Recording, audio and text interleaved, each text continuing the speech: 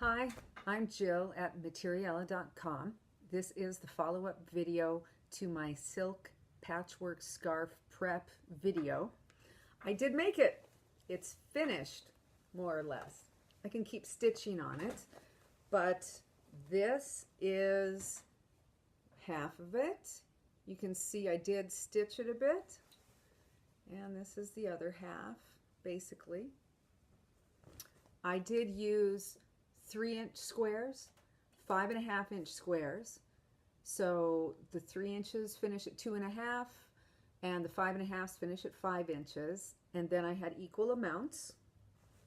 I sewed them together in 4 patches, and 2 patches, and put one of each on either side of a large square, and then alternated that as I went up the scarf. I did find that some of the ties and some of the silks I had to use a heavy starch. I brought out my old faultless starch. This is heavy. I like it a whole lot. It doesn't have a scent. It says it's fresh scent, but it doesn't bother me. I tried a different one. I tried Niagara. It's not bad, but it's not as heavy of a starch, doesn't hold it as well, doesn't hold the fabric as well, and it did have a really overpowering smell. So, for example, this one has a little bit of the heavy starch on it. It helps it behave more like a quilting cotton. Again, as I showed in the other video, ties are cut on the bias so that they have a little stretch. So this is the straight of grain on this piece. There's that snap. And this. So each of these edges is on the diagonal. So each of these, you can even see, I don't want to pull it too much in case I use it on another piece, but this seam would flare out if I wasn't really careful and if I didn't starch it. Once I had all the patchwork completed, in some cases my corners didn't entirely match up. This set is not too bad, but I have a few that are maybe a little offset. I did not go back and rip them out because, again, since everything's on the bias, I didn't want to stretch out my fabrics. So here, maybe the points don't match terribly well, but I'm okay with it. It's primarily for me to wear. Think about all the people who wore the ties and the clothes before me, loved ones, and to keep me warm. When I finished the patchwork, I did use Misty Fuse on the back to help stabilize it a little bit and then to fuse it to the backing fabric that I used. So I brought out a couple of pieces of parchment paper from my kitchen. I laid one down on my ironing board, put the patchwork face down, and then put a layer of Misty Fuse on top of it. I used this Misty Fuse right here. This is White Ideal Sheer Fusible.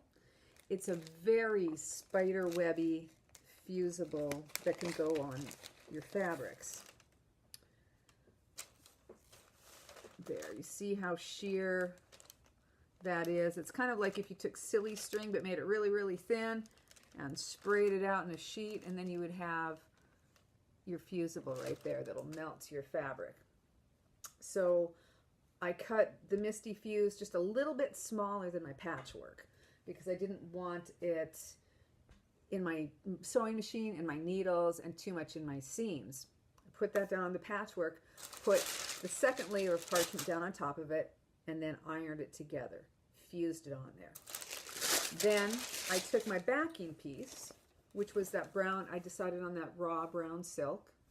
I did have to extend it by piecing it together in a couple of places to get enough fabric.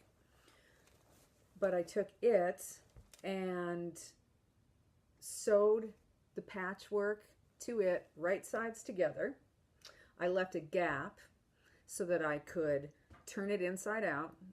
Then I turned it inside out, made sure I got it all as smooth as I wanted to, and then I started pressing it from the center out again and being very careful at my edges using either a pin or a stiletto.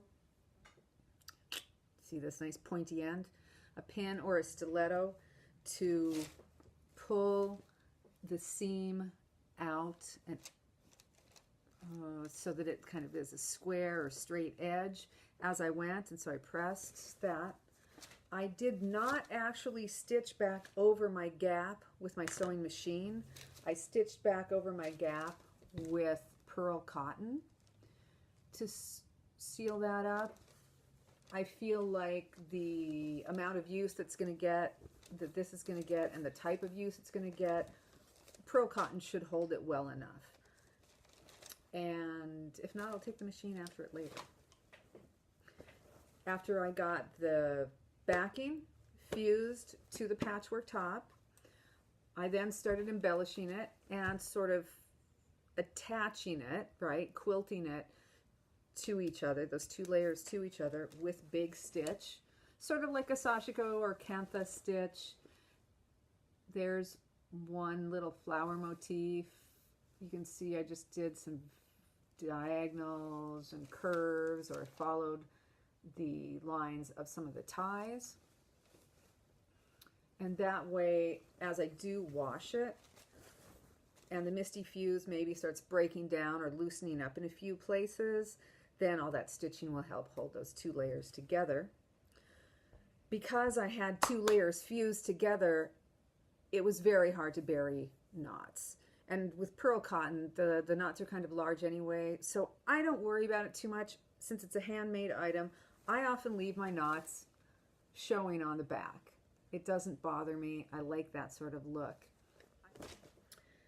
If you have any follow-up questions, you can find me at www.materiella.com or email me at jill@materiella.com, and I'll be happy to answer any questions if you have any. Thanks for watching. Bye.